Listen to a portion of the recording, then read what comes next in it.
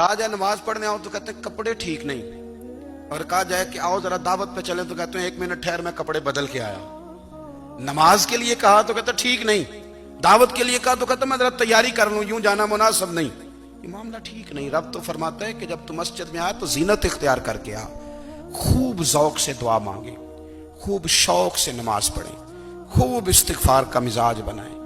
آپ لوگوں کے بیچ رہ کے سکھ حاصل کرنا چاہتے ہیں، لیکن آپ کو پتہ ہے کئی مہینے غار حرا میں رہنا بھی مدینے والے محبوب کا طریقہ ہے۔ مسجد نبی کے اندر دروازہ کھلتا تھا نبی کریم کا، پر گھر کے اندر نفل پڑے نبی پاک، اور حضور فرماتے ہیں کچھ نفل نماز گھر میں بھی پڑھا کرو، گھر کو قبرستان نہ بناؤ۔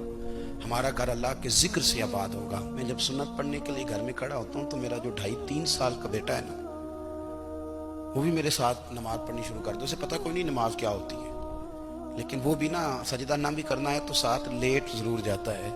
پتہ چلا بچے لیکچر دینے سے نماز نہیں پڑھتے، نماز شروع کر دیں تو بچے بھی شروع کر دیتے ہیں۔ ہم جب پریشان ہوتے ہیں تو لیکچر دیتے ہیں، تو لیکچر تو باہر شاید چل جائے، گھر میں کیسے چلے گا؟ گھر میں تو عمل چلے گا۔